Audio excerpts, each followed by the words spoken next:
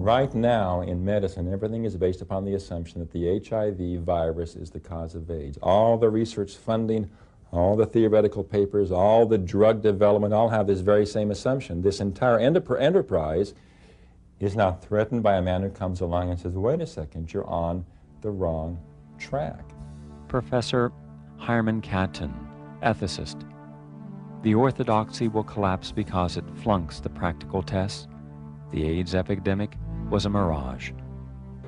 This opens up the door to all the lifestyle measures that medicine has so long discounted. The idea that it could be in the behavior of the AIDS victim, it could be in the diet, it could be in the lifestyle in some fashion. This opens the door to an avenue of therapy that medicine cannot accept because it is not based upon their model, it doesn't use their drugs, it doesn't rely upon their expertise.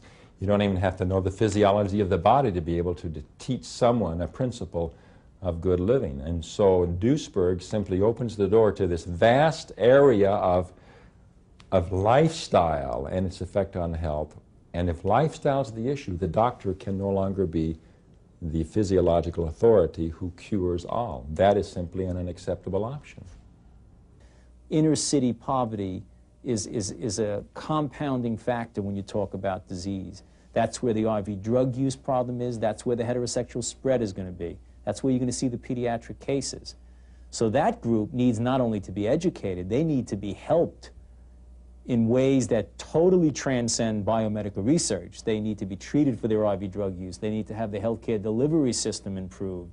They need to get taken out of the squalor of poverty that they find themselves in from birth. So you're dealing with sociological problems that compound the public health problem. My sense of it is that the issues that are not being debated in the AIDS problem are the same issues that are not being debated in general across the board when one looks at the interface between biology and medicine. That is to say that what's not being addressed are those agencies out there, those signals in the environment which are enormously effective in bringing about a disease. Those are not being addressed almost anywhere, but what is being addressed is the rather narrower issue of what infectious agents cause diseases, what kinds of things go wrong genetically with the organism, either with the organism's own genes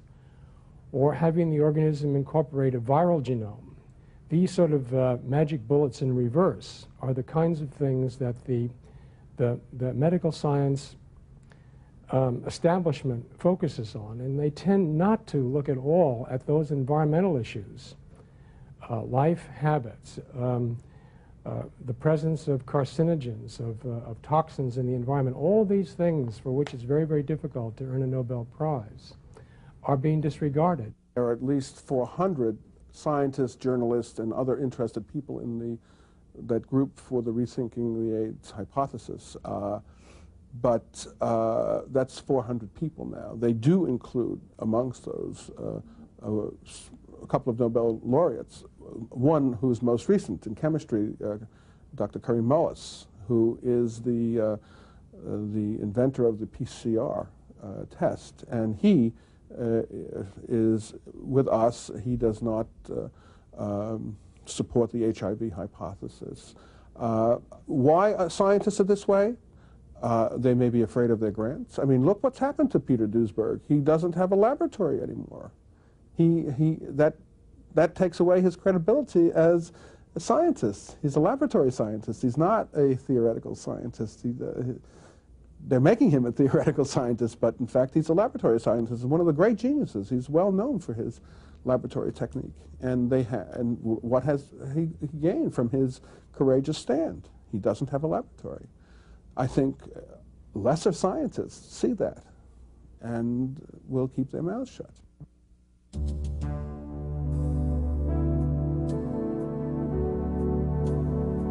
Recently we had a major press conference. All of the media were invited. None showed up. Why is the media so resistant to the story that there are people alive and well who had full-blown AIDS and used natural therapies in the recovery process. You know, that's almost incomprehensible to me. I cannot imagine why that wouldn't be the biggest news story of the decade. But I guess what we have to do is we have to consider them recipients and suckers to, so to speak, a propaganda effort that apparently has worked. If they only have one microbe to warn you about, if there's one virus equals one disease, and there's one thing that you should do to prevent it, and that is to have safe sex or not share needles, which is the very simplistic propaganda that we are given by the government and by governmental scientists. That's a very easy message for the press to pick up on. I certainly do believe that the media has a responsibility also. And that responsibility is to report fairly on all of the latest breakthroughs and whatever it may be it health, be it technologies, that the media has that responsibility to take a close look and report on what they have been able to investigate and what they have seen as the truth. So what has happened is government propaganda has been translated into editorial style, so that there is absolutely no way for a reporter working within that system to question the propaganda, because it has become concretized into the actual editorial style of the newspaper.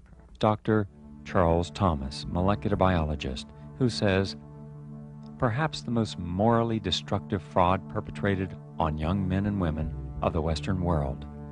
One of the things that I've noticed over and over again is the hardest thing to get a handle on is the panic. That intense chronic fear. Dr. Alfred Hassig, immunologist.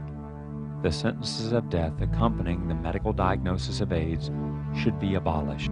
The things that we're feeding people emotionally about this disease are much more deadly than the disease, than HIV itself.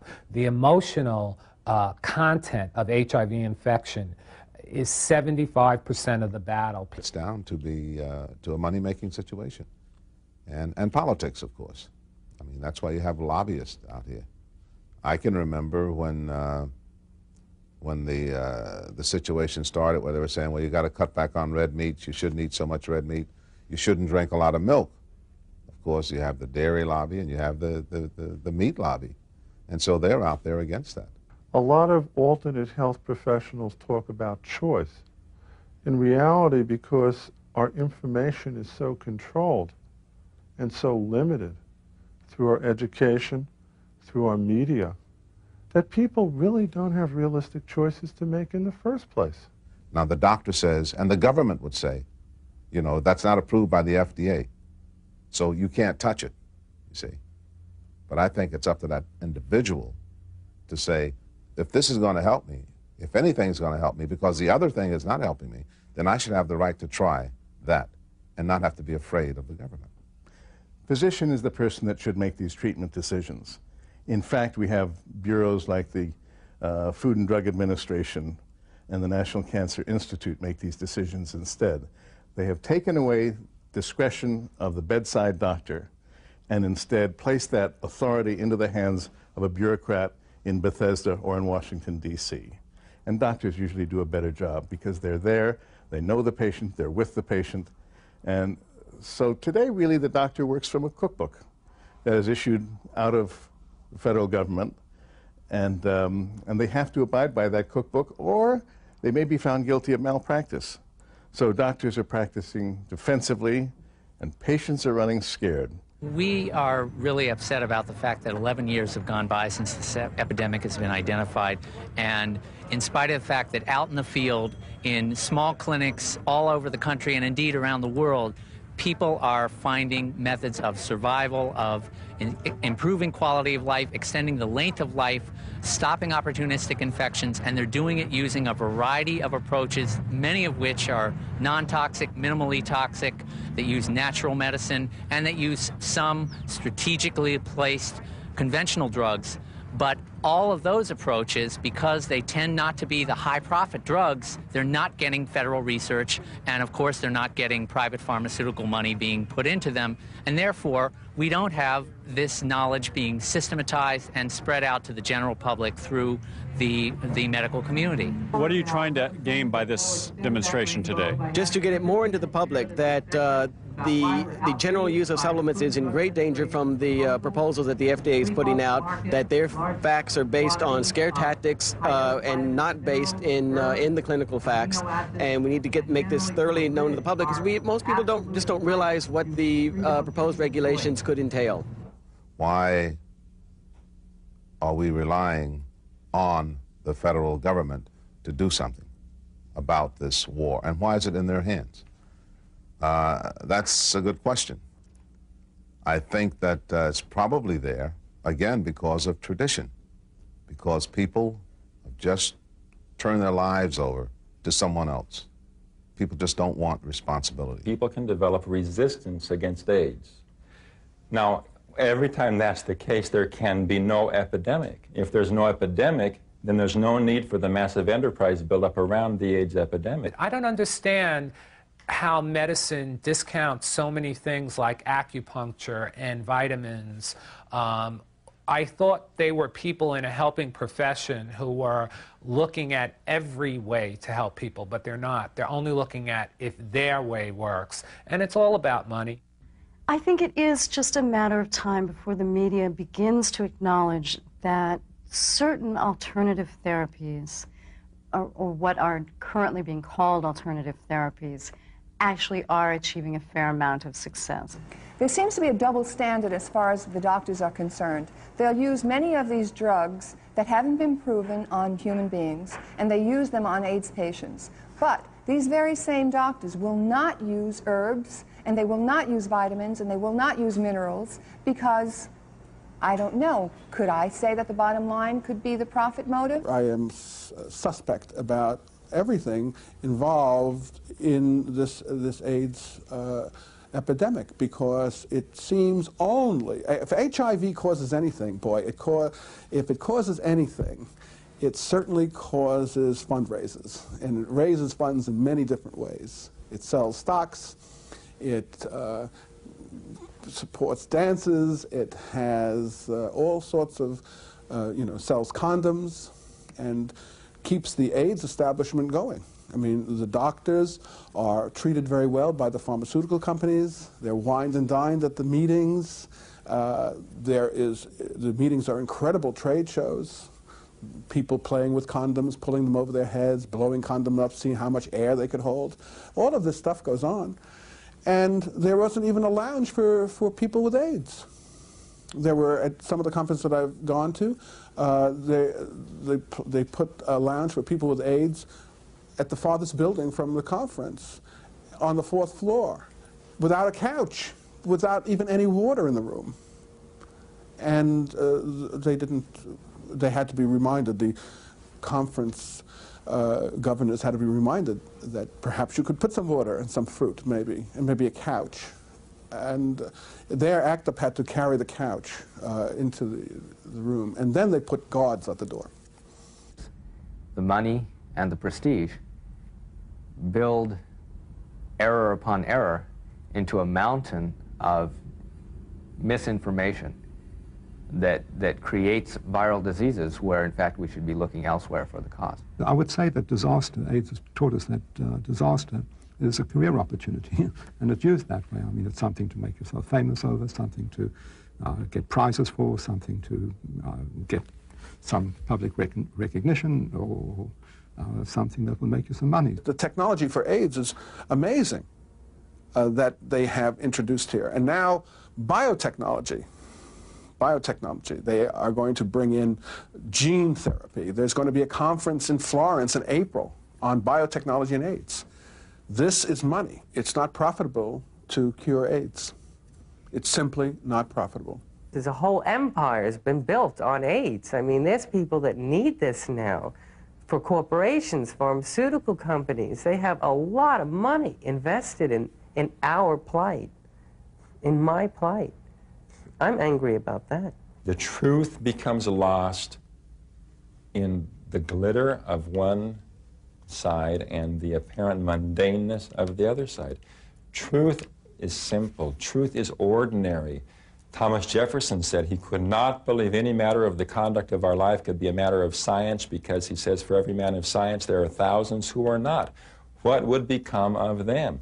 Here are the thousands who are not. And I agree with Thomas Jefferson. The truth about the conduct of life is simple, is ordinary. It is about you and I, ordinary people, living our lives in good and helpful ways. But that lacks glamour, it lacks newsworthiness. Its only virtue is that it happens to be true.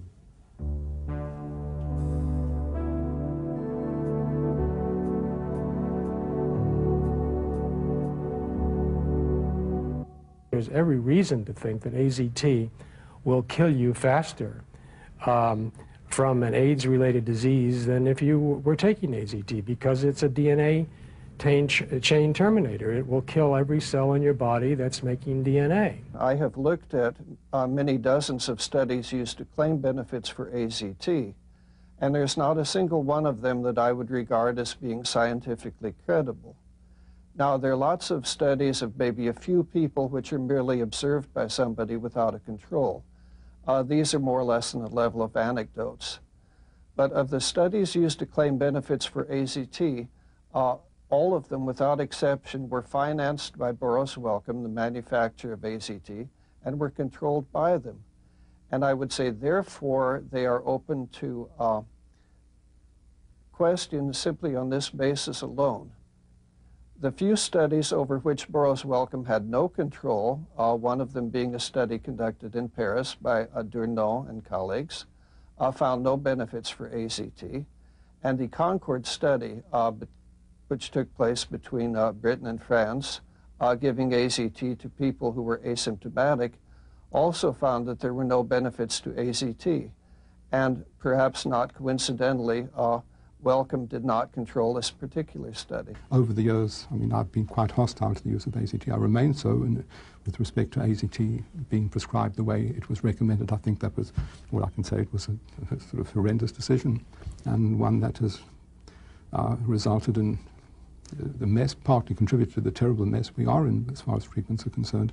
We see the proof like the phase 2 AZT trial, garbage. AZT should have never been unleashed. We see examples like the Concord study or the Veterans Administration study that say that these approved medicines only benefit the pharmaceutical companies and their stockholders. There's certainly no benefit to people with AIDS. The phase 2 trials were the basis of the drugs being approved by the FDA for marketing in the United States, and also the basis for the drug being approved in 31 other countries. There were all sorts of irregularities. Actual cheating took place in at least one of the centers. And on top of that, the investigators, the people working for the FDA, used data which they knew were bad. And yet this study is still being used to claim that AZT extends life.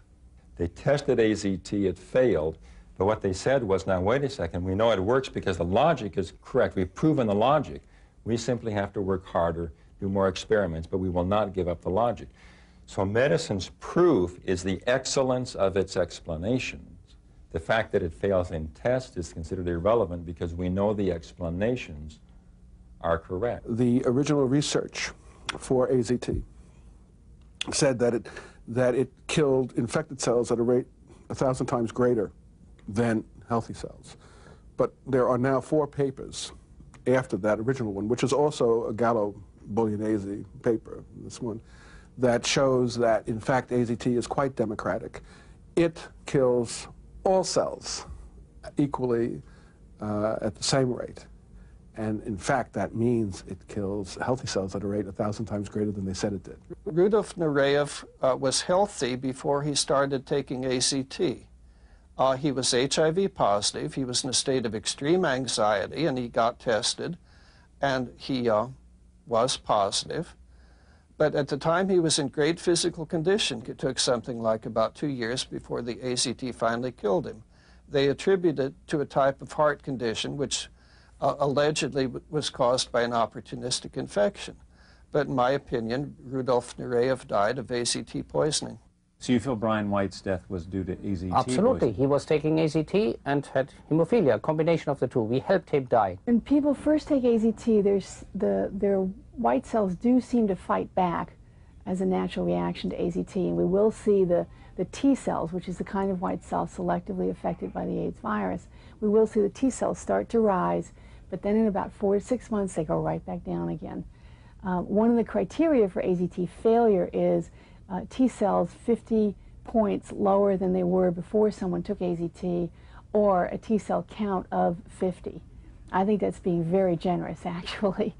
We do see T cells march right down to 0, and I do mean 0, while people are faithfully taking AZT. This is a drug that is clearly exerting a toxic effect and not doing anything at that point. By virtue of determining to substitute for the immune system by attacking this alien agent with a drug, medicine has literally replaced the body's immune system. What can it do but become weak? Medicine's model allows no other logic, however, and as a consequence, since the victim is helpless, the destruction of the immune system is irrelevant. He was helpless to begin with. He's helpless when it's over, but medicine has stepped in with a substitute to save the day. Many of the current drugs on the market, primarily AZT, tends to, I'd say about 30% of people I've seen, severely weaken their immunity, and therefore makes their body have to work harder to have immune strength or power, and therefore the body uses up their basic nutrients in the process, and really their body is fighting against the AZT. It's a detriment. Several years ago, there was a campaign to get everybody who might be at risk for AIDS to be tested for HIV antibodies. And then if they found that they were positive according to these extremely unreliable tests, they were told that they should go for what was called early intervention, early medical intervention. And there were slogans put out, put time on your side. The early intervention meant purely and simply AZT. And rather than putting time on the side of these people, what the drug did and is doing is to terminate their lives. I think people are out there with AZT in a desperation move, basically, to use a drug to produce some sort of a short-term benefit, but the cost is a further encroachment on the individual's immune system. So it makes no sense except as a sort of a psychological, almost a psychoanalytic, sociological analysis. It makes no sense scientifically. How do you know which is the disease and which is the effect of the drug? I don't know, and I would challenge a doctor to tell me.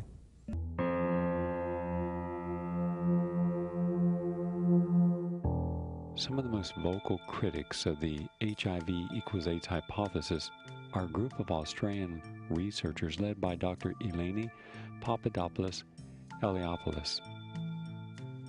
In their breakthrough report, the scientists raised serious questions about the accuracy of HIV antibody tests, and more importantly, the very relationship of HIV to AIDS.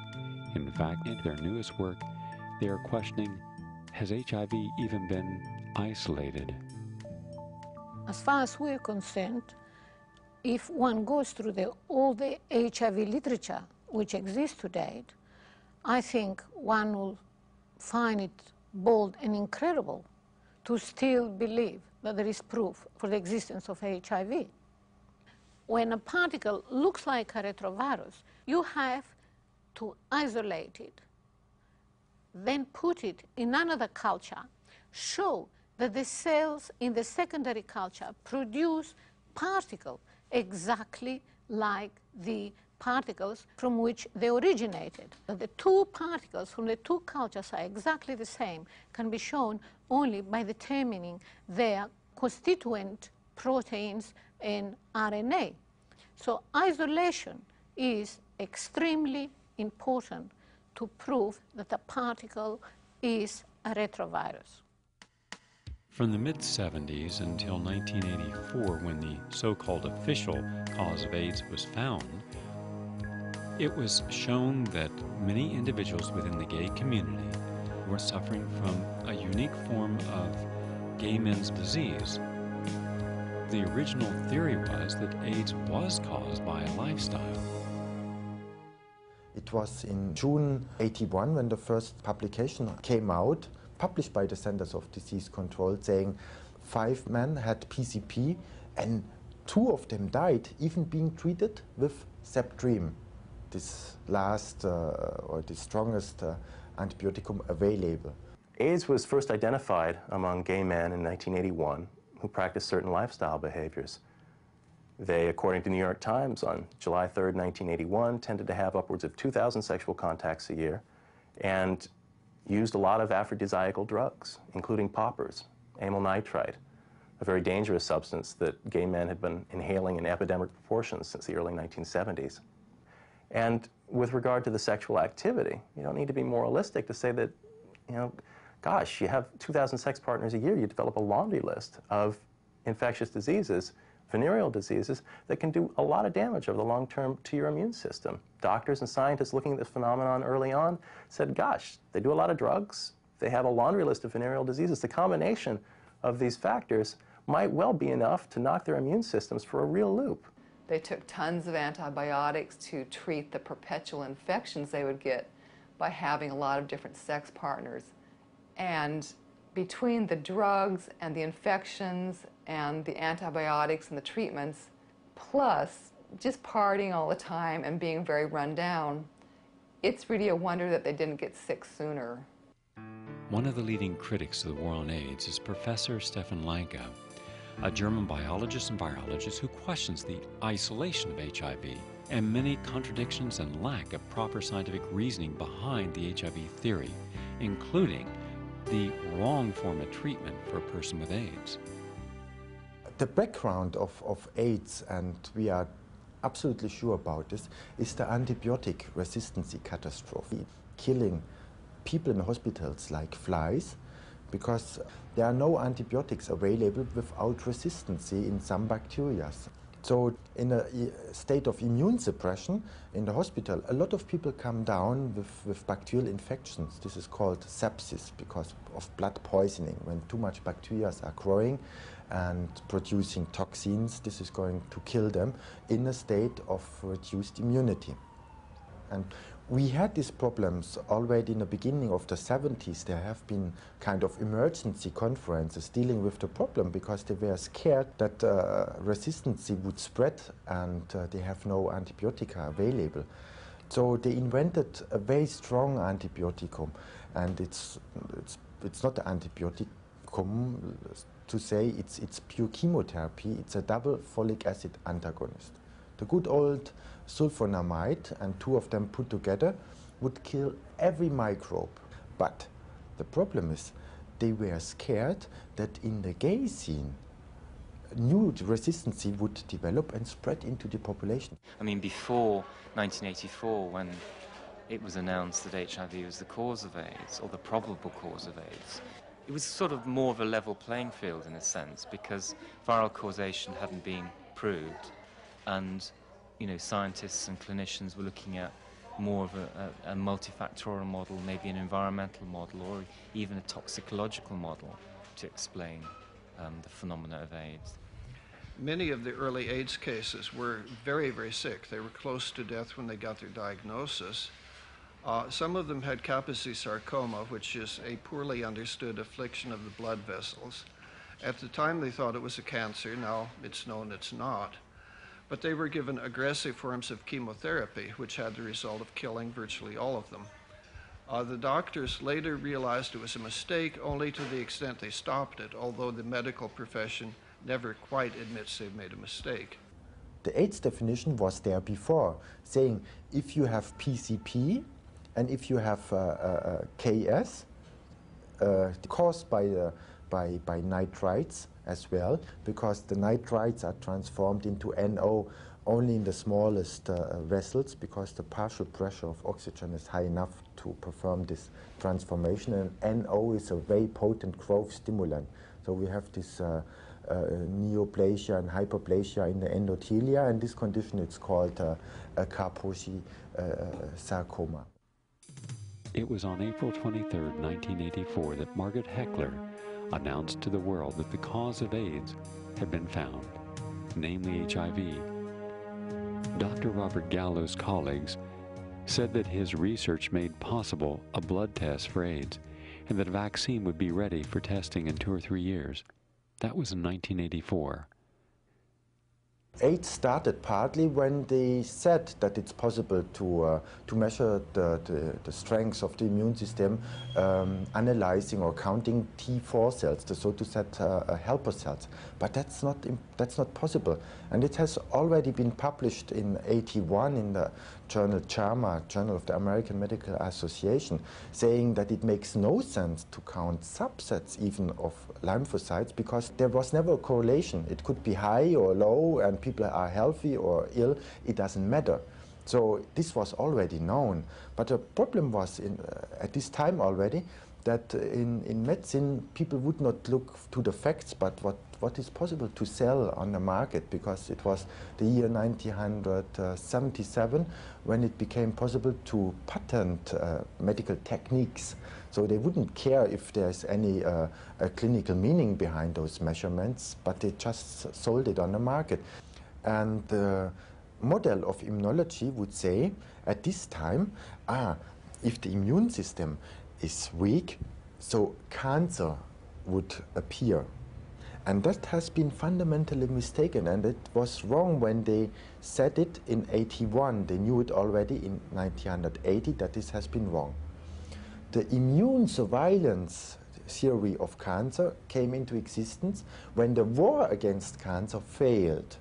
About 1970, major cancer research laboratories were passionately involved in attempts to demonstrate that retroviruses were associated with human cancer.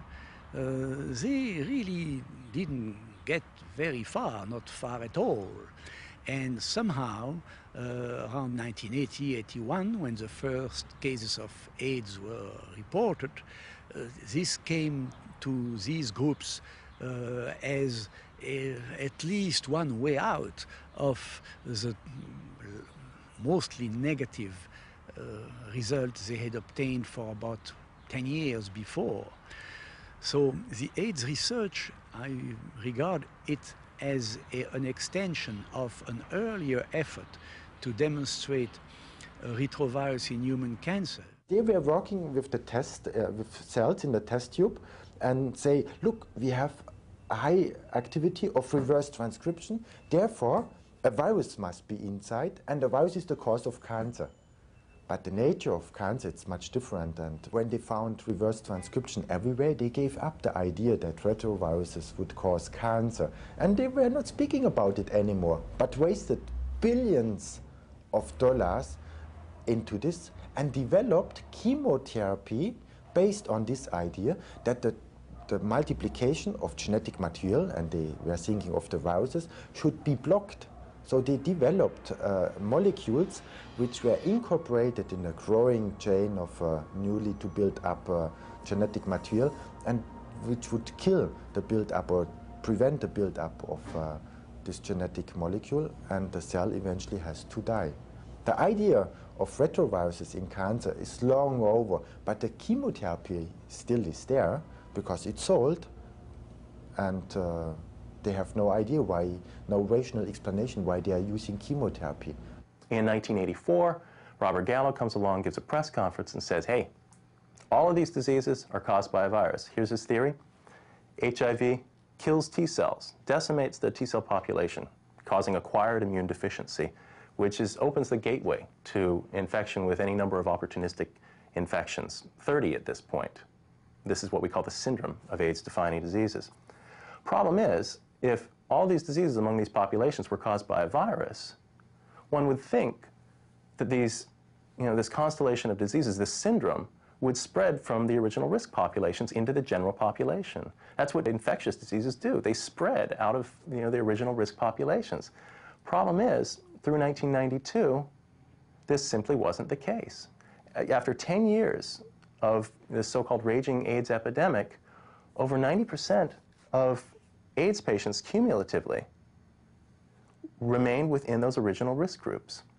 And of those remaining 10%, you have to consider that those included all homosexuals who didn't care to admit their sexuality to their doctor, all IV drug users who didn't care to admit their drug habits to their doctor, and all infants AIDS patients. So you've got a disease that's really restricted to certain risk populations, and it's not spreading. Hence, it's terribly unlikely that this disease could be caused by a virus. In science, certain rules must be followed for any agent to be considered a causative factor in disease. The first rule is that an agent that is going to be blamed for a disease should be able to be isolated from each and every case of the disease. That is not true in HIV and AIDS. In my judgment, and to the best of my reviewing of the current literature on that subject, I've never seen a clear demonstration, I mean, of a direct isolation of HIV from patients. I've seen some evidence of virus particles observed occasionally in very complex culture systems. But this, to me, is no evidence for direct isolation from the patients. It's been isolated by thousands of laboratories throughout the world. It's probably the best studied virus of any viral pathogen in the history of human diseases. So to say that it doesn't exist and it hasn't been isolated is beyond preposterous. What AIDS researchers call virus isolation, or HIV isolation in this case, consists of two things. They will get their tissue culture where this HIV is supposed to be growing, and they'll check it for reverse transcriptase, which is an enzyme that was supposed to be specific or only exclusively found in retroviruses. And if they find reverse transcriptase in the tissue culture, they say, aha, we have now isolated HIV. Another thing they'll do is they'll check the tissue culture for a P24 antigen, which is one of the proteins that supposedly belongs to HIV. Both of these things, reverse transcriptase and the P24 protein, are about as nonspecific as you can get. In fact, reverse transcriptase can be found in any number of different places. Normal cells contain reverse transcriptase, and under certain conditions, they will reverse transcribe RNA into DNA. The hepatitis B virus also contains reverse transcriptase. And most importantly of all, the cells of people with leukemia have also been shown to have reverse transcriptase activity. And why this is important is that every HIV culture, starting with Robert Gallo, were co-cultured with leukemia tissue. You couldn't just take the blood from somebody with AIDS and culture it in the tissue culture all by itself, because nothing would grow. They couldn't find any HIV that way. So they had to co-culture it with cancer cells or tissue from people with leukemia. We know what is reverse transcription. That's the repair of mechanism of the ends of the chromosomes. Yeah? And therefore we have high activity in cancer cells or Montagnier embryonic cells. But Montagnier never said that he found the virus of AIDS. He said this could be probably an effect and to be carefully studied. Now, of all the years and the decades that have gone by where people have studied retroviruses, researchers have concluded that they all share certain common characteristics. First of all, they have a certain density which causes them to band at the 1.16 grams per milliliter density gradient. Their morphological characteristics have to fulfill certain requirements. First of all, they have to be round. They can have a diameter of between 100 and 120 nanometers, no more, no less. They have to have dense cores, and they have to have spikes or knobs on the surface. Well, in terms of AIDS, we didn't even find any retroviruses there in the density gradient. In fact, 80% of the material that ends up there is cellular material, just garbage really from the cells of the tissue culture. And the remaining 20% may or may not be a retrovirus. Just because it ends up there doesn't mean you've proved it's a retrovirus. If you take any material of cellular origin and put it on the sucrose gradient, you also will get a band at the density of 1.16, but you better make sure you don't declare that this band is pure virus unless you do a careful control of what's in that band by electron microscopy.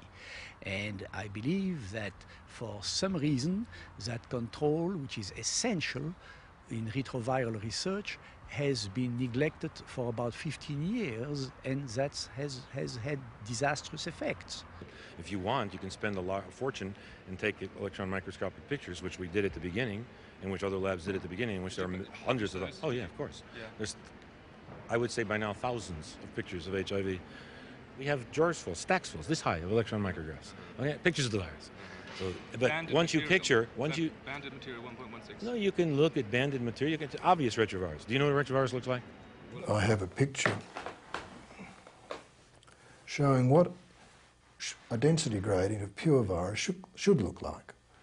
I mean, the way that you determine if something is pure is to stare at one object, take in its appearance, and then look at every other object around it and make sure that they're the same. And you can see that mostly this is pure particles. There are some where these are arrowed which are slightly different, and this is not unusual. However, in March 1997 in Virology, and published by Glushenkov from France, the first pictures of purified virus were revealed to the world.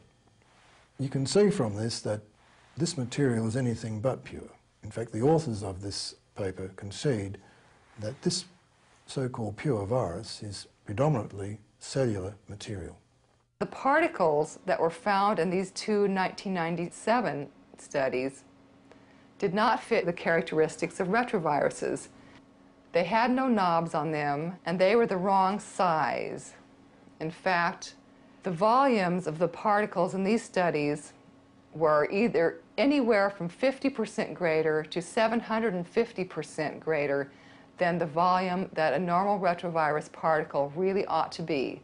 Now, it seems hard to believe, but this material that retrovirologists, including Montagnier and Gallo, were isolating from their cultures, labeling pure HIV, and producing by the thousands of gallons in order to make proteins for the HIV antibody test and for other research purposes, was never examined under an electron microscope in order to determine that this material contained pure retroviral particles.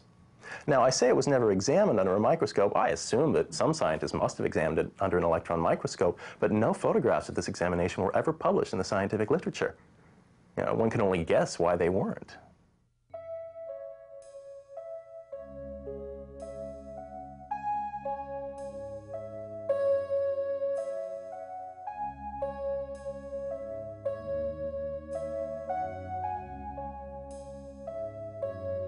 If you take a culture which has never had a retrovirus added to it, and you put it on the bench and wait for a week or two, it may actually start to produce retroviral particles and the other phenomena which go with retroviruses spontaneously.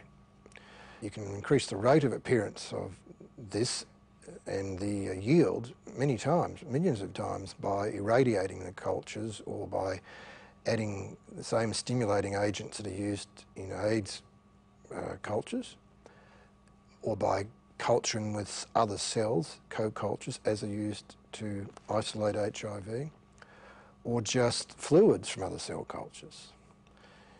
And these viruses are called endogenous retroviruses because they come from within and not from without. And the reason that they appear is because we inherit DNA which can actually be made to go to work to actually produce these phenomena, these particles. This is actually called endogenous retroviral expression. I mean, we're looking at 1% of the human genome as being made up of endogenous retroviral information, instructions sitting there waiting to make retroviruses when switched on by some stimulus. And so we don't know if HIV is a genuine retrovirus, that it may in fact be endogenous, and it may be the result of getting AIDS and not the cause. I mean, this will not be the first time that this has happened. Retrovirologists themselves in the past have in fact postulated that diseases may cause retroviruses and not the other way around. Retroviral-like particles are practically ubiquitous everywhere in cell cultures. You simply can't point to one in an impure cell culture and call it HIV. Even Robert Gallo admits that particles that look like retroviruses but aren't retroviruses because they can't reproduce are found not only in impure cell cultures, but even in the band associated, the density band associated with purified HIV particles. You need more evidence than that before you can point to one of these particles in a cell culture and say it's HIV. Unfortunately, these particles are reproduced by the thousands in newspapers and magazines. They're the basis of artist conceptions that you see in Newsweek and Time. None of them have been proven by standard means that we have at our disposal to be not simply retroviruses, but a unique retrovirus, HIV. Little wonder the public is confused about the subject of HIV testing. For on the one hand, we're told to take the AIDS test. The AIDS test is to determine, will we get AIDS? Do we have the HIV virus? Which will then mean we will eventually have AIDS and die. But all one has to do is open the test kit, look at the literature inside the test kit, and clearly it says that this should not be used as interpreting a person has AIDS or HIV virus. Well, therefore, if the test is not testing for the presence of a disease state or even an antibody that could precipitate a disease state, then what is its value? There are two tests in common use. One's called the ELISA, the other's called the Western blot. The only difference between them is that in the ELISA test, all the so-called HIV proteins, about 10 of them, are all mixed up together in a solution. And in the Western blot, prior to reacting, the proteins have been separated out into a nitrocellulose strip. Now the test that really matters in all this is the Western blot. So we really don't need to discuss the ELISA test. It's used as a screening test, and it is admitted by experts that it is not sufficiently specific to diagnose HIV infection, whereas the Western blot, if positive, is considered synonymous with HIV infection. The standard screening test is an ELISA. Occasionally you get a false positive. Under those circumstances, a Western blot can absolutely confirm. Western blots are also important when you have people, for example, who have been vaccinated in vaccine trials and making antibody against one protein. The only way you're going to tell if they're infected serologically is by looking at a Western blot showing they make antibodies to the other protein. So it has a lot of value. It's fundamentally a confirmatory diagnostic test. This is representing a Western blot strip. A Western blot strip is a thin strip, like the strip that your doctor uses to test your urine. And in it, on the strip, placed several proteins, 10 of them in the case of HIV, separated by their molecular weights. And in the test, plasma is added to the strip, and if there are antibodies in the plasma which react with any of these proteins, then the strip turns dark. So a Western blot test appears as a series of dark horizontal bands. Now, one of the problems of the Western blot test is that it is not reproducible.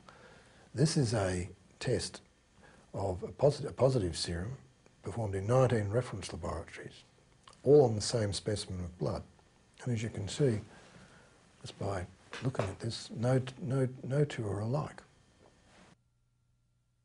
The proteins used on that Western blot strip that scientists claim are HIV proteins may not necessarily be HIV proteins. There's no proof that they are, and there's plenty of evidence that these are normal human cellular proteins that have been misidentified. This conclusion seems hardly debatable in the case of P32, one of these purportedly HIV proteins that's been shown to be identical in amino acid sequence to a normal human protein associated with human T cell function. Another one of these proteins, P41, has been considered by Montagnier's group, Montagnier, the original discoverer of HIV, to be a contaminant, the ubiquitous cellular protein actin. Yet it's right there on your Western blot test, masquerading as an HIV protein.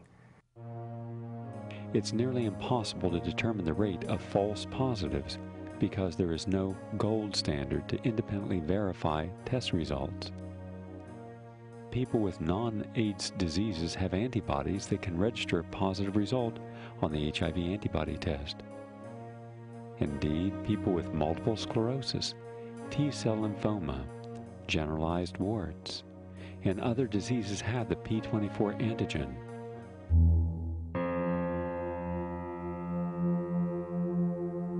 And picking up the torch as the campaign chairman of the American Foundation for AIDS Research. Use red, nobody's dead. We'll have red products, we'll have red phones. Last year we raised over $1 million, we were very happy, and now it's grown immeasurably over the last year. Members of the public often notice the celebrities who have suddenly and inexplicably become experts on public health. We have turned these kinds of stars into authorities on things way beyond their own training and their own knowledge. Science, with its harsh efforts at total objectivity, can actually hold within its ways of operating the seeds of its own failure. At least they should open up the field to people with other theories, because their own has proven to be such a resounding failure. In science, we cannot have any prejudice. The fact that AIDS started in the gay community has nothing to do with the sexual preferences that this group of people have. Why do they not acknowledge the virtual immunity of women in the United States and Europe and developed countries? I think that we've been basically chasing the wrong paradigm for the last 20 years, and I'm afraid to say that it doesn't look like that's going to change anytime soon. They'll backtrack a little bit, but they'll never give HIV up. We should continue as combatively as we can to speak out and shake up the dogma at all levels. The next generation of younger doctors is going to now be able to see all the information before them. If you really sit down and look at HIV research and all the findings that have been presented over the years, you still find no demonstrable qualitative or quantitative activity. Those are scientific words that basically mean we can't find either enough of the type of the virus or enough of it to explain what we then see with the decline of the immune system. There is no real relationship, if you really get down to brass tacks and look at the fine details, which I and others have done, between the amount of HIV in a person's system and whether they get sick or not, or how fast they get sick. HIV has never been isolated directly from one single AIDS patient. Some pictures, some electron microscope pictures were taken in cell cultures, highly contaminated with a variety of other cells just to make sure that some retroviruses would be found in them. But this was never demonstrated as originating from a single AIDS patient. There is this notion that HIV jumped from a chimpanzee to a human sometime in the 40s or 50s in Africa. The problem is they've never been able to isolate that previous strain in the chimpanzee. Where is the pre-human version of HIV? It ain't there. They cannot find any animal carrier or any animal reservoir for HIV in the wild. It seems to have been in humans quite some time. And as a matter of fact, Jonas Salk, a very famous scientist who developed the polio vaccine, told me and others in 1994-95, before he passed away, that he probably thinks that HIV was 900 years old in humans, and other researchers have basically postulated even longer.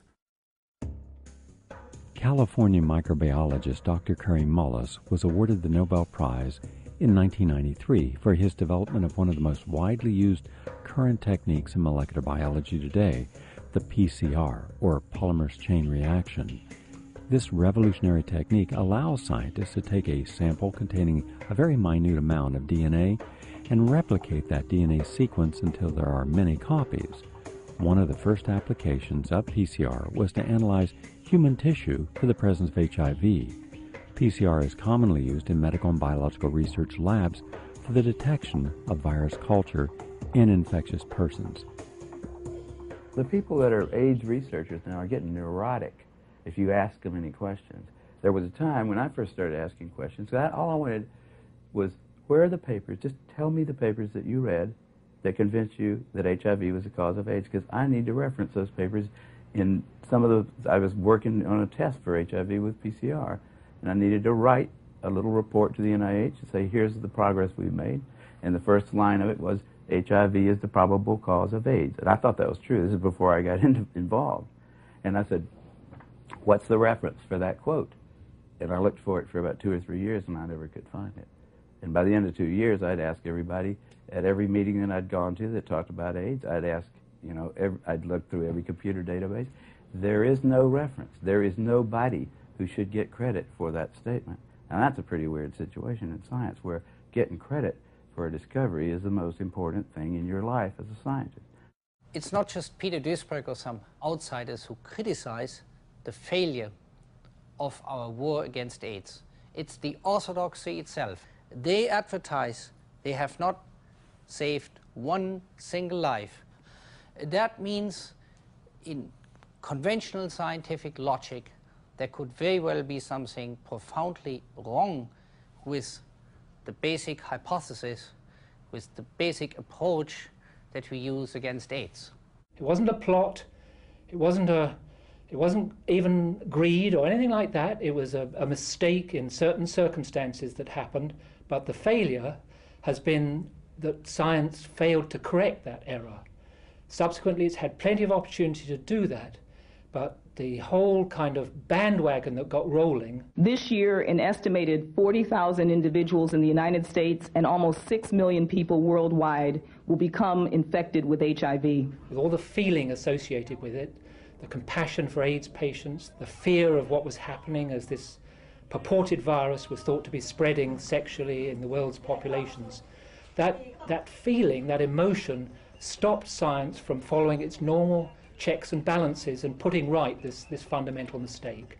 After 20 years of research, with nothing on the vaccine horizon, pretty inconsistent treatments, and no actual mechanism by which we are to understand this tiny little piece of genetic material causes the complete collapse of the immune system, I think it's high time that we started looking at other alternatives. Not to say that HIV has nothing to do with AIDS, but there probably is something going on, and some of the biggest minds in AIDS science are beginning to suspect this as well. I think public health advice that you give to people in the midst of an epidemic has to be grounded in the science. And the science did indicate, and still does, that AIDS as we understand it is definitely something that sexual activity is one of the big risks for. T cells are a type of white blood cell called lymphocytes, and they play a central role in the body's ability to fight off all kinds of germs and diseases. Now, based upon the theory that HIV piggybacks onto T cells and renders them useless in fighting off infections, T cell counts became increasingly important as an indicator of how far along the disease had progressed. Starting in 1993, in addition to an HIV antibody test, a T cell count below 200 would now be used to diagnose someone as having AIDS. According to the CDC's own statistics, 65% of patients who've been diagnosed with AIDS in the calendar year of 1997 were diagnosed solely on the basis of having a positive HIV test and low T cell counts. Certainly, T4 decrease cannot be considered the hallmark of AIDS because it appears in many patients who never develop AIDS. In fact, all you have to do to have a decreased T4 cell is to go on the beach and lie there for a few hours. And if you measure your T4 cells, more than likely they will be very low. It's not possible to measure the strength of your immune system using the blood.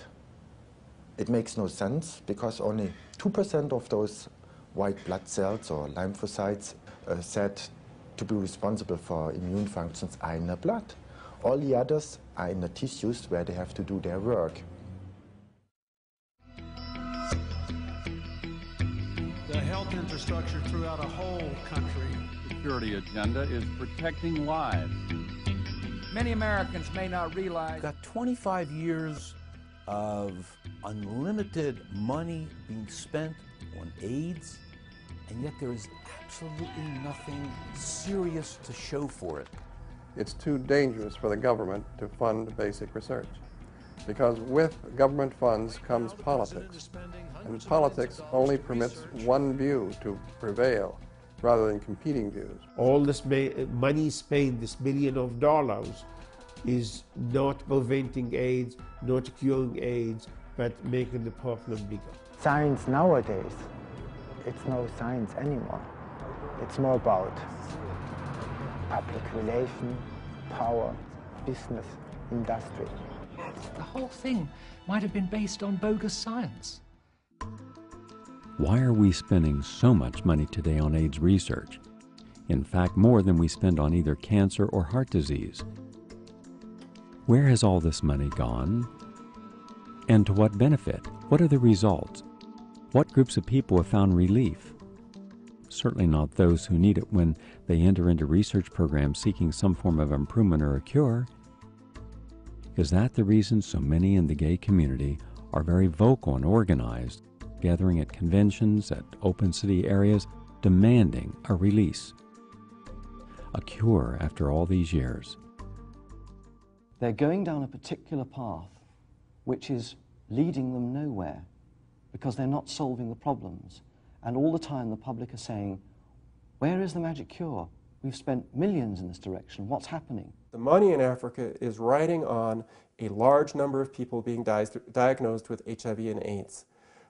All of the organizations in Africa that have money are associated with AIDS. If someone came along and told him there is no AIDS, all there is the same diseases that Africans have been dying of all along, then all of a sudden millions of dollars of funding would dry up. In 1988, Dr. Philip Kreinen and his wife trained in tropical medicines before moving to Africa to help AIDS orphans. They were told that this was an epicenter of AIDS in Africa, where more than 50% of the people had HIV and AIDS. But upon arrival, they did preliminary testing and found that only 13% of the population tested positive, not 50%. Shortly thereafter, they did more definitive testing and found that the number fell below 5%.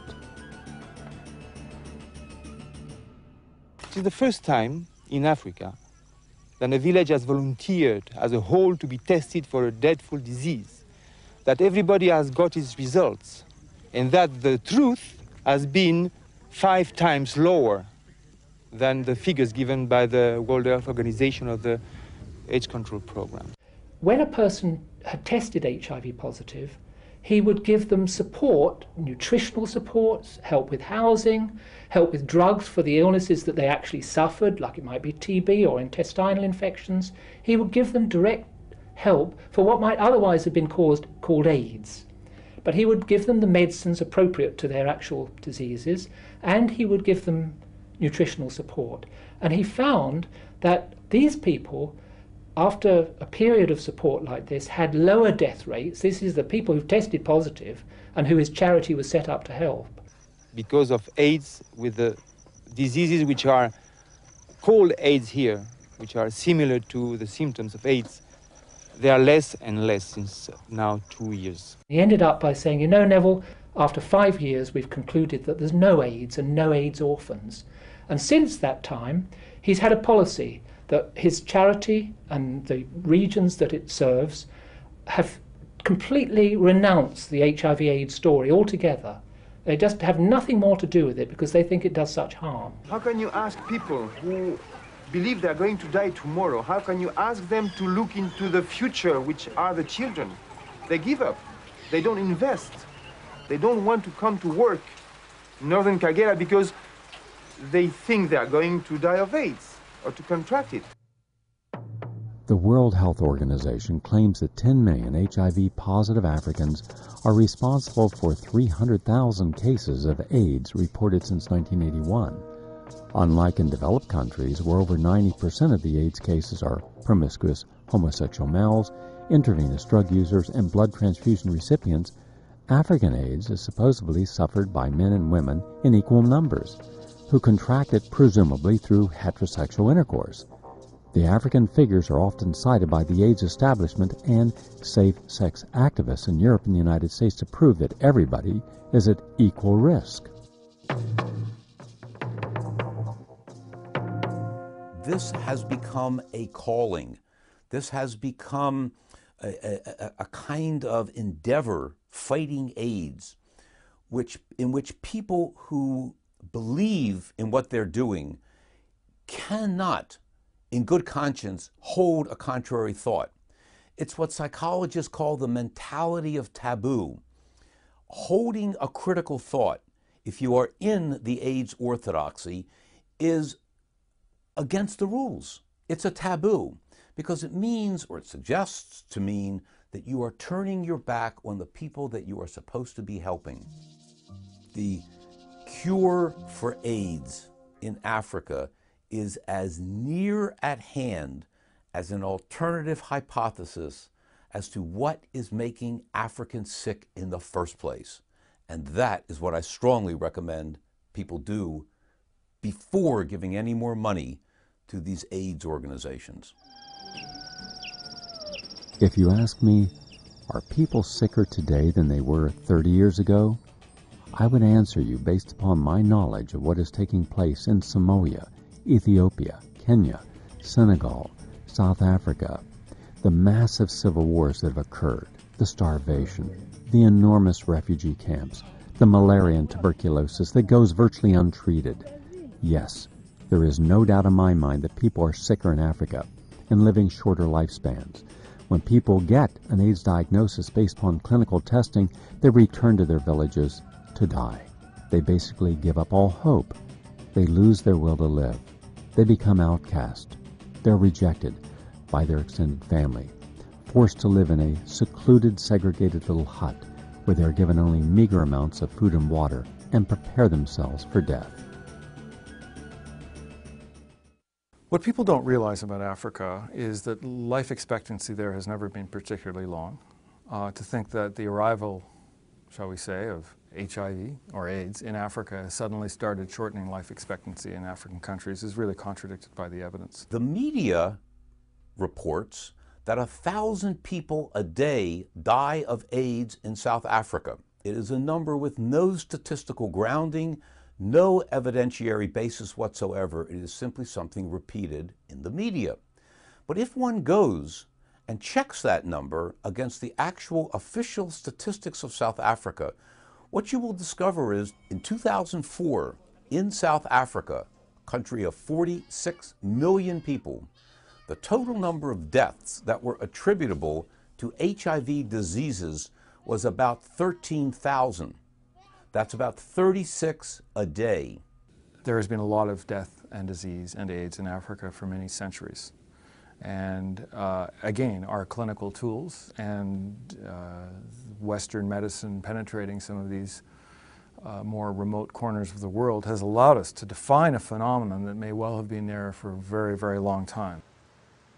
There was a study in the Journal of Infectious Diseases in 1994, for example, that made it quite clear that when they did these HIV tests on a population in Zaire, where there was widespread tuberculosis and leprosy, that the test results in 70% of the cases were false positive. If the test results are 2 or 3% false positive, a test is basically invalid. It's useless in terms of epidemiology. Usually these tests are conducted at a sexually transmitted disease clinic. Maybe 100 or 200 people are tested, or they're done at an antenatal clinic where pregnant women are also tested. And from those samples, then projections are made about the rate of HIV/AIDS. The infrastructure, social and medical, is non-existent. Post-colonially, over all these 20 to 30 years now, 40, the services have disappeared. Malaria control, TB control. In areas like the Rakai in Uganda, there is no water that's clean. The pathogenic assault, the toxic assault of filthy water, malaria 11 times before you're 7 years old, diarrhea 7 times before you're 1 year old, makes your immune system very, very at risk and depressed. And if you test people with a severely challenged immune system, it is likely, according to the work of Professor Hessig and Eleni Eliopoulos now in Perth, that you will show antibodies that come up from the stress. And these antibodies are being called specific to HIV and are being called infected by HIV. I don't believe that. I believe they are autoantibodies that are developed as a result of your body's immune stress. One of the reasons that HIV is thought to be new in Africa is we have blood samples from the 60s that show no evidence of HIV. But the one question that journalists haven't answered is where that blood came from. And if you look carefully, it did not come from the same risk groups that we are now drawing blood from today and finding lots of HIV. It came from British school children in Uganda in a sort of the colonial time when Dutch and French and Brits were colonizing Africa. If we're really honest, we would go back and we would do much more retrospective analysis, even go back 100 years, to find embalmed tissue, embalmed organs, and test them for HIV, and I think we'd be very surprised by what we would find. I believe we would find that both HIV and the group of infections known as AIDS are old phenomena found all over the world. Based upon my 25 years of research and massive interviewing, more than 3,000 physicians, scientists, experts, and activists on the subject of AIDS and AIDS-related illnesses, particularly how it was affecting Africans, there appears to be only one startling conclusion that I can reasonably come to, and that is, AIDS is not about a virus. No, it is about the untreated underlying diseases such as malaria, tuberculosis, malnutrition, and waterborne illnesses including diarrhea and parasitic infections. It is about living in dire poverty and conditions of chronic civil war. It is about suffering the lethal effects of the AIDS diagnosis itself, including the harmful drugs that are prescribed. In clinic after clinic where AIDS individuals are provided, however, with good nutrition and clean water and proper medications for underlying illnesses such as malaria, the vast majority of individuals return to proper health. But when AIDS individuals are severely compromised in their immune systems and are given the most lethal medications ever created, they do get sicker and they die. But their deaths and illnesses are then blamed on the HIV virus instead of the real illnesses underlying their AIDS conditions. More and more experts are agreeing on this view of AIDS, and yet this view has been suppressed as contrary to the financial interest of the AIDS establishment and its drug manufacturers. Isn't it time that we take a closer, unbiased look at AIDS in Africa and its real causes and real solutions?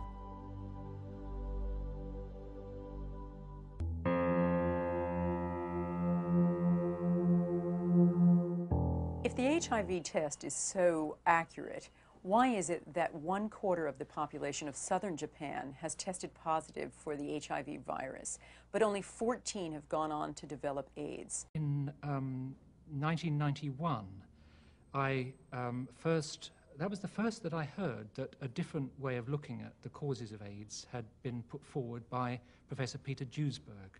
I had missed this story. He had published on this in 1987. I didn't know anything about that paper until 1991. And when I first heard that there was a different way of looking at it, I was concerned. It was like a threat to a lot of the reporting that I'd done, and I didn't like to feel that I was going to have to change tack on something that I'd invested so much time and energy and so much reporting from that point of view. So when I was told that there was this different perspective, I was resistant to it. And I hoped that I'd be able to dismiss it. And I had a bit of space in early 1992 where I was able to read in more detail the literature, the challenge that Duesberg and one or two others had made to the conventional view, and to see what had been said in response. And to my surprise, I found that there'd been an enormous amount of abuse with which his arguments had been greeted, either ignored or abusive response, but that actually nobody really grappled with the points that he was making. And that made me feel that perhaps there was something here that was worth putting before the public. He thought that HIV could not possibly cause AIDS because retroviruses were never known to kill cells. It's only when AIDS came along that all of a sudden they started saying that a retrovirus, HIV, was killing cells.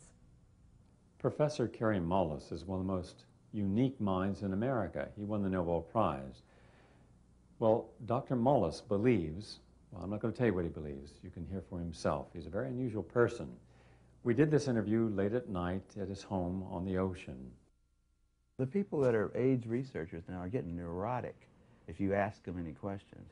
There was a time when I first started asking questions, all I wanted was, where are the papers? Just tell me the papers that you read that convinced you that HIV was the cause of AIDS, because I need to reference those papers in some of the, I was working on a test for HIV with PCR, and I needed to write a little report to the NIH and say, here's the progress we've made. And the first line of it was, HIV is the probable cause of AIDS. And I thought that was true. This is before I got involved.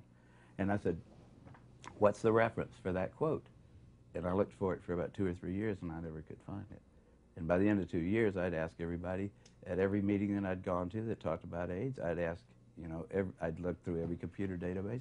There is no reference. There is nobody who should get credit for that statement. Now, that's a pretty weird situation in science, where getting credit for a discovery is the most important thing in your life as a scientist. This agent just hasn't passed the very first tests for a pathogenic agent. And of course, this was what Peter Duesberg pointed out in his 1987 paper, his first to demonstrate and draw together the evidence that demonstrated very, very clearly that if HIV existed, it could not be found at all easily, even in the bodies of AIDS patients, let alone those who tested HIV positive. He pointed out that with most infectious illnesses, you have billions of virus particles present in small quantities of blood and elsewhere in the body of a person, especially those with active disease. But that even in AIDS, HIV couldn't be isolated directly from the bodies of these patients. What you had to do was take samples from the patients, kickstart them with stimulants for the immune cells, mix them with cells from other people, and eventually you could get something out. But it wasn't isolatable in any conventional sense. And it really should have been basic science that told people that the HIV theory was deeply flawed. I feel that there is no scientific evidence to prove that HIV is either the primary or any of the causes of AIDS, because no appropriate tests have been done. Now, HIV is a virus that is present in a lot of AIDS patients, but that does not make it the primary cause. You could predict, and I did predict, that the outbreak of AIDS in Britain, and even in New York City, which was one of the original epicenters of AIDS when it started, even there, AIDS would follow a predictable course of increase among men, especially in high-risk groups. It is still mainly 90% a disease of men in high-risk groups. I think the cause of AIDS is different in different risk groups. For gay men, for example, we have to have one thing very clear: only a very small group of gay men are affected by AIDS. If you play with the statistics, you come down with less than 3% of the American male homosexual population is affected by HIV, not even AIDS. And that's less than gay men dying every year of heart disease, you know, drug-related issues. But in a certain minority group amongst gay men, and certainly as far as we could trace it down, the early AIDS cases qualified as such, certain behavior could clearly cause the two diseases that were initially the AIDS-defined diseases, PCP and KS. It's extraordinarily difficult to become infected with HIV. You have to have a very special receptor on your cells. This was only recently, and the New York Times put this out last week, that some work was done where they found that you need another protein called fusin so that HIV could actually infect the cell. So the fact is, unless there is something that people can take to make them susceptible to HIV that could mimic this fusin so that HIV can infect cells, the cells are not so easily infected. Is this the most studied virus ever? Absolutely. 60,000 papers have been published on it just earlier last year. 60,000. That's 6 papers for every little nucleotide that's in that virus. That is orders of magnitude more than on polio, on measles, on mumps, on all viruses combined. And yet we still cannot prove that it explodes and is massive to the population. Or that it causes AIDS, for that matter. The HIV antibody test is a very bad test. I believe that it is one of the worst frauds committed on the American public in the century. Well, just about everybody believes that if you get one of these tests, it will actually tell you whether or not you are infected with HIV, and if it's positive, that that's some kind of a prediction of whether or not you'll get AIDS. And that is absolutely not true. First of all, a positive result on that test doesn't mean that you're infected with HIV, and there is no way that it can mean that. There's a basic scientific principle that most people are totally ignoring, and right now I'm talking about the scientists and the doctors who are advocating these tests. The people that say these tests are 100% accurate. I would say more that they're 0% accurate. And the reason for that is this test contains what you call antigens. They are proteins from the HIV, the virus. And the principle of it is that the HIV proteins in the test kit are supposed to react with any kind of HIV antibodies that may be present in the person's blood sample. So the HIV antigens would react with the HIV antibodies. And theoretically, only HIV antibodies react with HIV antigens. Now, in reality, what really happens with antigens and antibodies is that they're not exclusive with each other. They're more promiscuous. In other words, antibodies will react with antigens that they don't belong to. In other words, let's say I have tuberculosis, and I have antibodies to the tuberculosis organism in my body, and I go out and take an HIV antibody test. What might happen is that my tuberculosis antibodies will cross-react with the antigens to HIV in the test kit, thereby giving a false positive. And these kind of cross-reactions are very, very common and very, very predictable as far as HIV antibody tests go. We get a lot of cross-reacting. For instance, if you've recently had a flu jab, you're told not to have an antibody test because you might come up positive. 41% of patients with multiple sclerosis in one study tested positive for HIV. 12% of people with generalized warts. If you live in an area where tuberculosis or leprosy or malaria are endemic, you could come up positive for HIV even though you don't have HIV. So there's so many different variables as to what might give a positive reading. I don't believe that any test has ever yet given absolutely specific HIV antibody results or reactions. You could test positive because normal body proteins like actin and mycosin react with the test.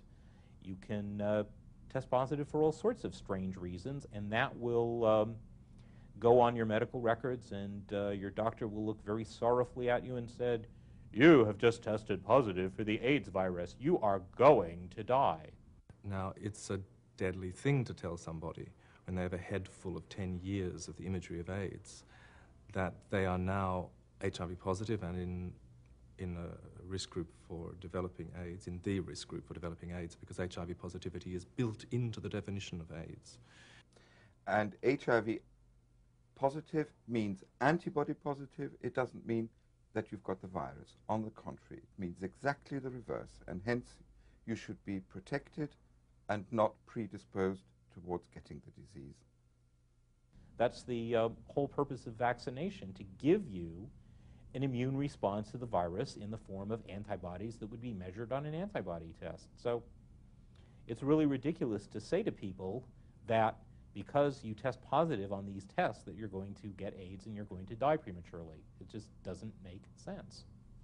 The problem with the Western blot, and there are many, is not only that it is susceptible to the same flaws that cause cross-reactions on the ELISA, but that is not reproducible and it's not standardized it is possible to test positive or negative on the same Western blot done on the same blood specimen, depending on what test kit you use, whether it's from a different manufacturer, what day of the week you go in, what lab you go to, or even what country you live in.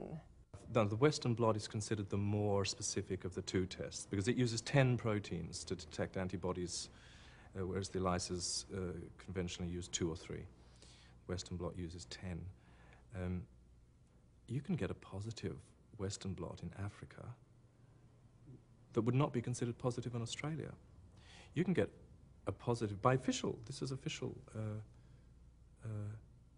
guidelines, you can get a positive Western blot in Britain that is far more specific than a positive Western blot for the largest gay men's study, HIV and AIDS, the MAX study in America. In the MAX study in America, on the Western blot, which American viewers will know is essential to HIV-positive diagnosis, you required only 1 strong antibody band out of a possible 10 in order to be called positive.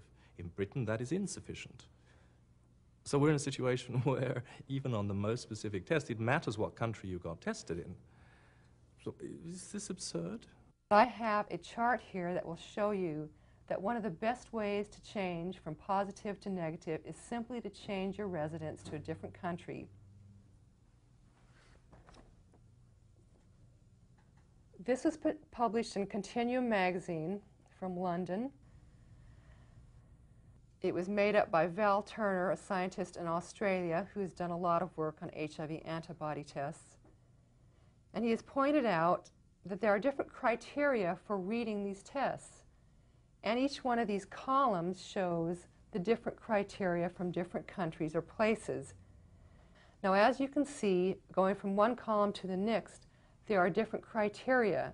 Without looking real closely, you can see it's pretty obvious.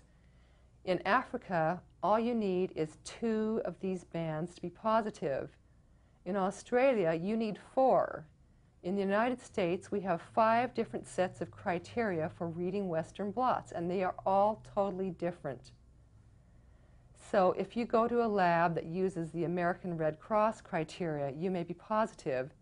And if you go to a lab that uses the FDA criteria, you may be negative. And if you go to a lab that uses the CDC criteria, you will more likely be positive there because they use much more lax criteria. Now, this is totally ridiculous. How can you say that somebody is infected with HIV or not, depending on whether they live in the United States or in Australia? It's totally absurd. What are the different antigens and antibodies and conditions will cause a false positive reading? Well, like I said, we have hepatitis B, and we have herpes simplex, which is a very common condition. There must be millions of people in the United States infected with that. And flu, or a flu vaccination will do it, and even the common cold. Now, this would be a very rare chance that that would happen, but it is a possibility. And in countries like Africa, where it's supposed to be riddled with AIDS, or in Southeast Asia or India, where we are supposed to have these new up-and-coming heterosexual AIDS epidemics, what's really happening there is that there are such huge amounts of endemic tuberculosis and malaria and hepatitis B, and all of those things cross-react on the tests, that's what's happening. When people are tested in those regions, it is very easy for a cross-reaction to take place.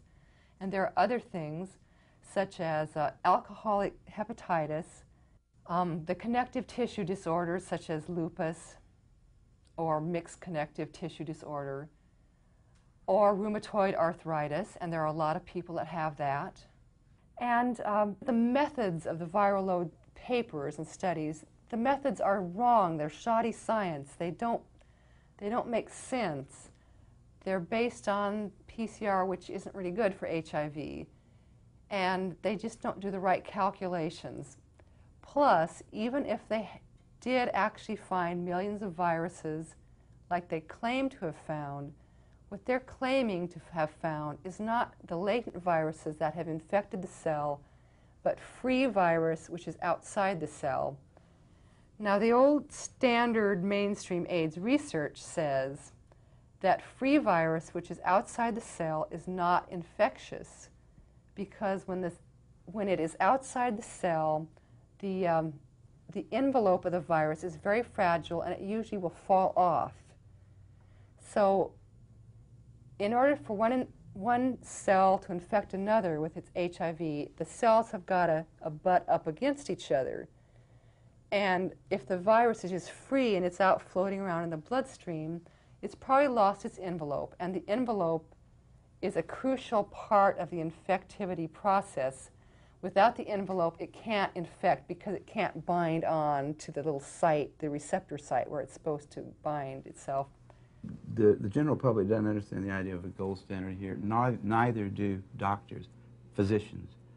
So, I mean, you know, you just pull the average physician away from his convention someplace in Cincinnati or something and sit down and have dinner with him and talk to him about this kind of a situation and see how much he really knows. Like, does he know what a Western does?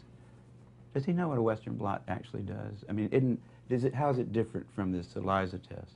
Does he understand how an ELISA test is operated? Does he understand anything about the statistics associated with the times when they've been tried?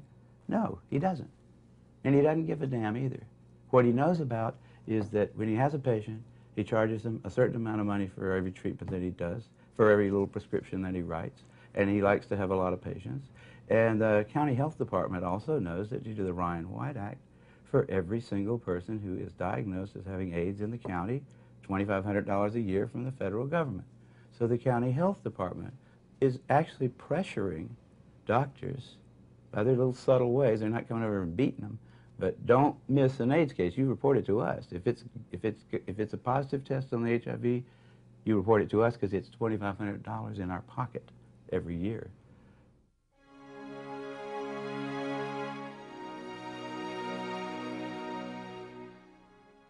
I'm suggesting specifically, Professor Stewart, is that if JAMA, Nature, the British Medical Journal, the Lancet, New England Journal of Medicine, the 5 major medical publications in the world, will not allow dissident views on the cause or treatment of AIDS or any information around it, how then are you going to encourage a dialogue that could challenge the orthodox? Good question. You've mentioned the big 5. You've mentioned Science, Nature, the New England Journal, the Lancet, and the British Medical Journal.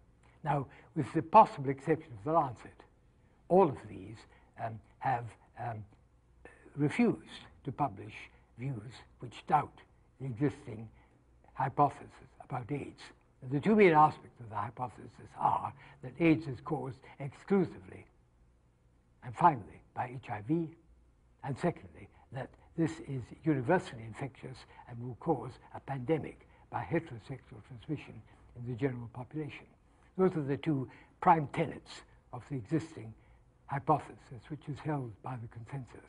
Now, the Lancet has published some stuff, mainly by me, in the form of letters, which cast doubt on those 2 essential pillars of the hypothesis. They haven't published much else, and the other journals have published nothing at all. They've been asked to do so again and again by myself and others, but they will not publish. Reporters came, asked these questions, and found them, my views or my hypotheses, very logical and convincing.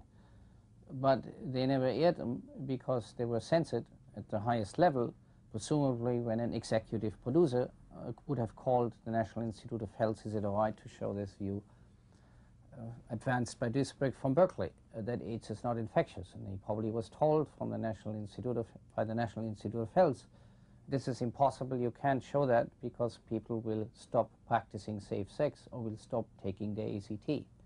That will endanger our anti-AIDS prevention programs and treatment programs. So that would be a disaster. Don't show Duisberg, and that's what they do. They follow orders like everybody else.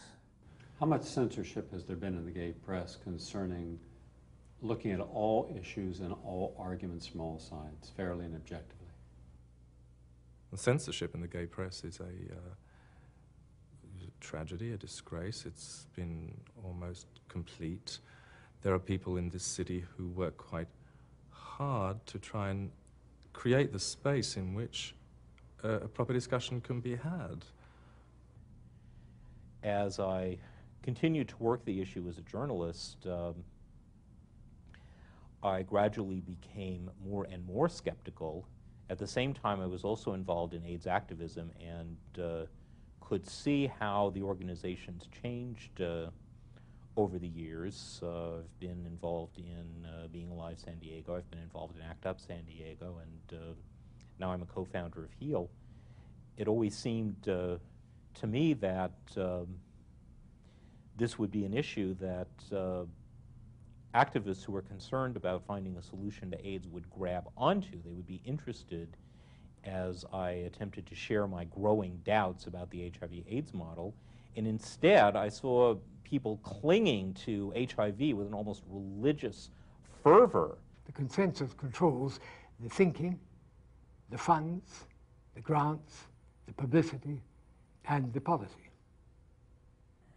The media has just gone along with the government party line, and it's partly their fault and it's partly the government's, because I know that any journalist who dares speak against what the government says is cut off, and the government won't give them the story or the information they need to write. So I blame both the government and the media. Do you feel scientists have also allowed themselves to be co-opted because if they challenged, they wouldn't get any funding? Yes, scientists who speak up against the HIV theory are cut off almost immediately. This happened to Peter Duesberg. He has no funding when he used to be able to get any grant he wanted. And one kind of hears through the back door of various scientists who agree with him, and they come to him in private and say, "Don't say my name, but I agree with you, and I can never say that because I know I'll lose my grant if I do." My funding, for example, from the National Institute of Health will not be renewed as of this year, and I may be out of business then. Also, my colleagues have essentially excommunicated me. I'm not invited to meetings, or hardly ever to meetings anymore, not ever to one on AIDS. I'm not allowed to publish in the same journals anymore as I used to. Even as a member of the National Academy, I cannot publish in the National Academy my views that drugs may be the cause of AIDS. And I have plenty of evidence to support it, to document my claim, which might be very relevant to the health of millions of Americans and people on this planet. Yet I'm censored because I'm essentially considered to be an outcast or an odd man or somebody who has controversial views.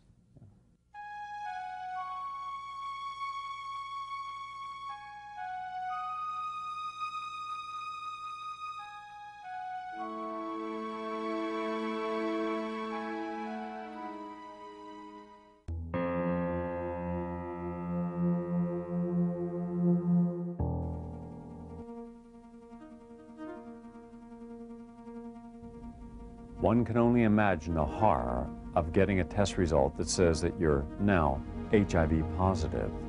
For most, they would equate that with AIDS and a death sentence, but not everyone. For many, the HIV positive test has taken them on a unique journey, a hero's journey, overcoming obstacles, as you will see, with a very unique perspective.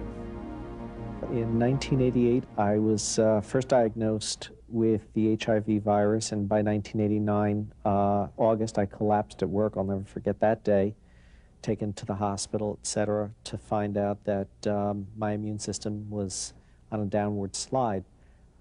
By 1990, I had a cough that had gotten bad enough that I was coughing up blood, had KS lesion on my thigh, in my mouth, down my throat, hairy leukoplakia, etc. And the doctors were telling me, based upon that, especially from the cough, that I would be dead probably within a year. In February of 1990, I was diagnosed as being HIV positive in Hackensack, in a clinic in Hackensack. The clinician was very cold about telling me this. I really didn't hear what the implications were. I just thought I was going to die. The doctor called me, he says, I have bad news, and I says, I thought my lover was infected. And they said, no, you are. So that was kind of a shock. I was always tired. I didn't know what was going on. I have Epstein-Barr virus, and I have hepatitis A, B, and C, and every other thing. There's so many stages to this, you know.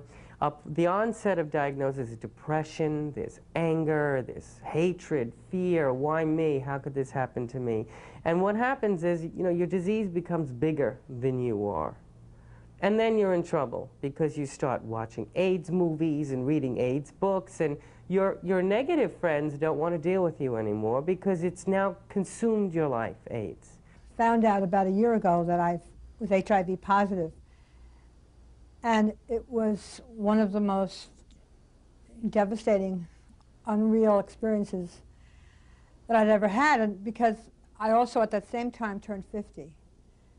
And somehow it just didn't seem to go with my life or me and who I was, and I had to bring back into focus everything about who I was and what I was going through in terms of not only my age, but my health, and all those factors seemed to combine.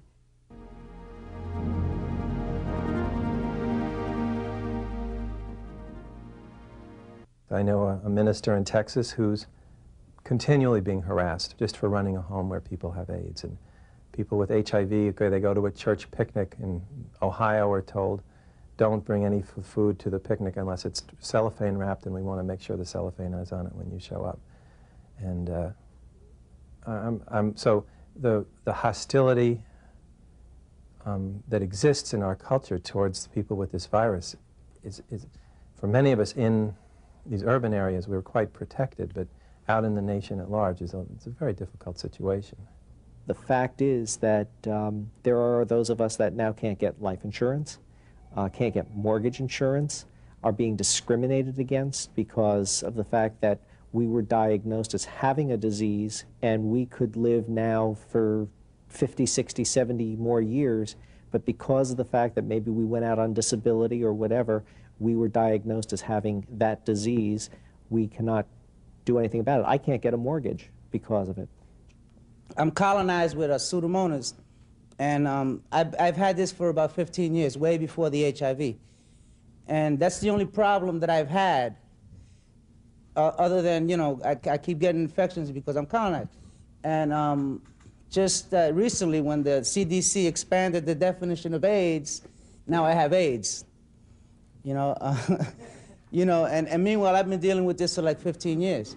I'm a retired chef. I lost my job because of my disease. I don't even want to say disease, because of my illness. My lover didn't want me anymore. I lived very, very well. I lost my job, my lover. I had to move. I moved twice in 6 months. I had found a woman and spent some time with her, and she tested positive after me, and we split up because of that, and I lived on West Harlem. So here I am. I went from president of my own corporation in New Jersey to a bike messenger living on 136th Street with rats and with a broken leg, well, broken kneecap, and living on $400 of disability because as a bike messenger I was an independent contractor and I had no means of employment. So I started digging in the garbage for 5-cent nickel deposit cans out of the garbage and to refund them to supplement my income. Being totally healthy the whole time, despite a broken leg, and I thought I was going to die.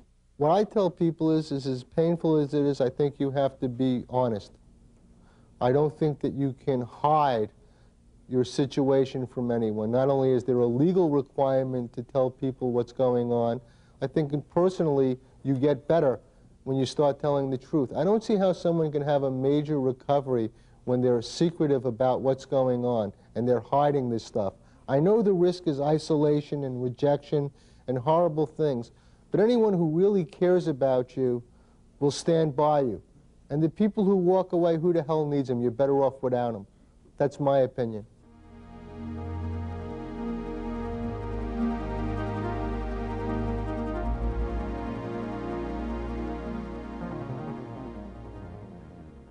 I was referred to a doctor who advised me to go on AZT immediately because if he could keep me alive for 3 years, he almost was guaranteeing me that there would be a vaccine.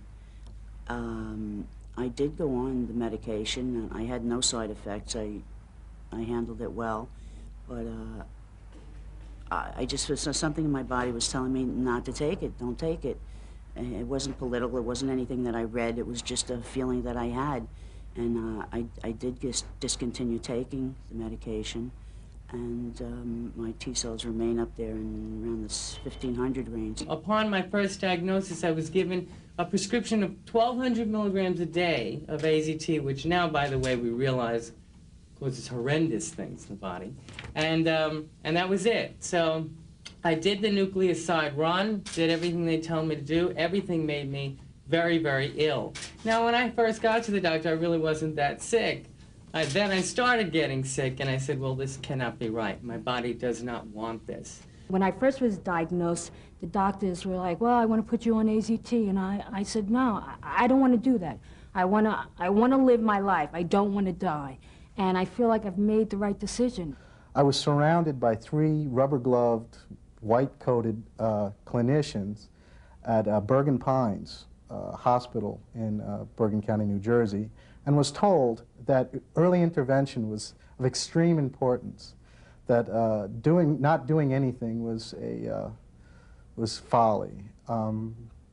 Well, after protesting about 3 times in a row, I bolted out of there and prepared to die. When I started taking it, I broke out with herpes inside my mouth, inside my nose, all over my lips, and it was like all I wanted to do was sleep. I didn't want to get out of bed. I had pains.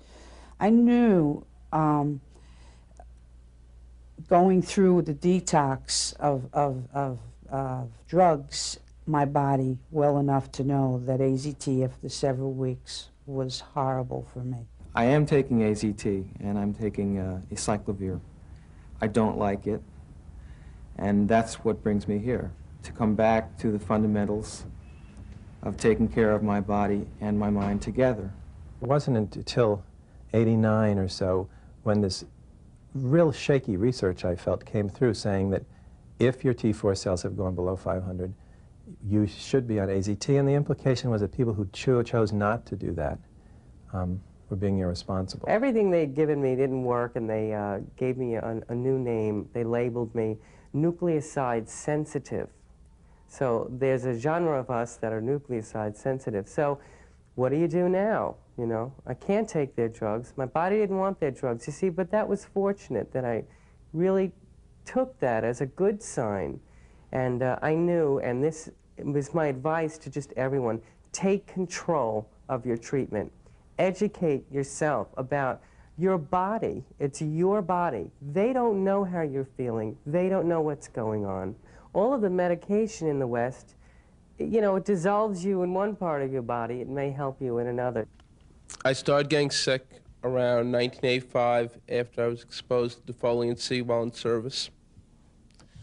I got 2 tests done. Both weren't conclusive. Then I came down in a series of about 12 different opportunistic infections. Thrush and candidiasis, and what they thought was KS, and 3 bouts of PCP pneumonia. And those who tell you can't survive PCP pneumonia, full of crap, because you can. Just can't take cortisone when they offer it to you, or pentamidine. And I was lucky enough to be in ACT UP when ACT UP still had some muster and anger to it back in '85 and '86, and started taking a look at what was going on at the NIH and the CDC, and flipped out and was scared out of my mind because there's nothing coming down the pipeline from them. The people who follow the advice of the so-called experts, the doctors, the AIDS expert, they get sick and die. It's almost 100%. And yet wherever you find pockets of long-term survivors and people who are at risk in staying healthy, they've taken charge of their health. None of us anticipated the AIDS epidemic. By 1984, all of the friends that I knew and loved had died. And I was still around. From the experience of my friends who've died having used AZT or any of the other pharmaceuticals that doctors love to prescribe for AIDS, I've also read a lot of information about AZT. I understand it's very toxic. I would never take it. God willing, I will never take AZT. I would say that approximately 70 to 75% of my friends are no longer around. 4 years ago, I had perhaps one close friend. I've always been very gregarious, and I always had a good support of friends. And for 3 years, up to 4 years ago, I was stripped out of all my friends because they all died. So all in all, I've known probably like about 15 people. So that's a lot of people for one person to know to have died of this illness.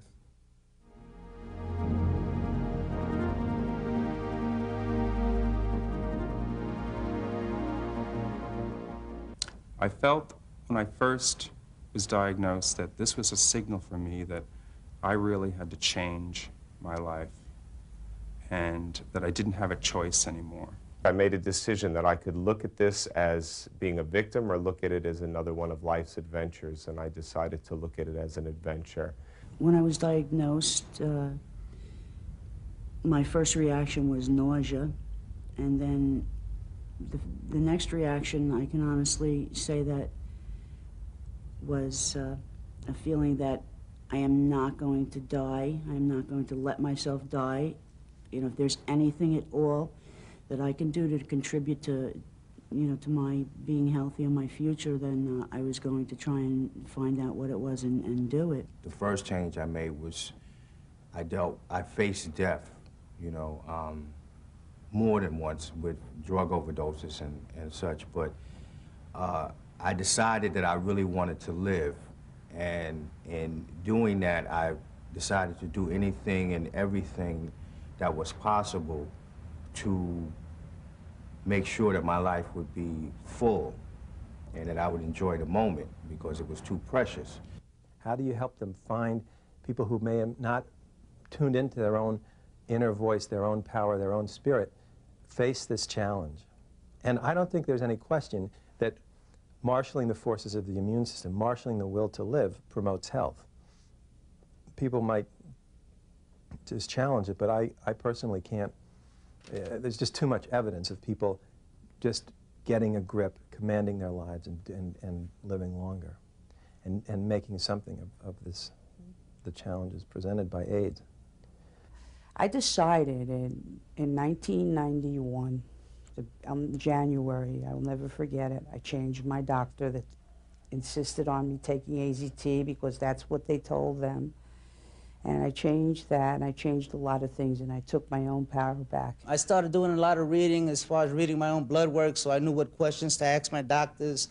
Many of my doctors got frustrated with me. They would, you know, tell me they're the authority, that they know that not to get caught up in this, but I always wanted to know. And I fired quite a few doctors. Came to heal, and thank God for Mike, because I started calming down. And I started realizing that getting arrested every week or so with ACT UP wasn't working, and that if I stopped being so panicked, I could start taking control of this. Clearly, over and over again, people come to our meetings and say something very similar to what he said. I'm feeling better than ever. AIDS was the best thing that ever happened to me. When I heard that the first time, it gave me a headache. I couldn't understand how someone can say that. But then you hear it over and over again, and you carefully understand what's being said. What's being said is the people were empowered. They took charge of their lives. The whole way of living, it's more than simply their health, but their whole relationship to their life has changed. And it's one where they're ready, willing, and able, and reliant on themselves to do whatever they need to do.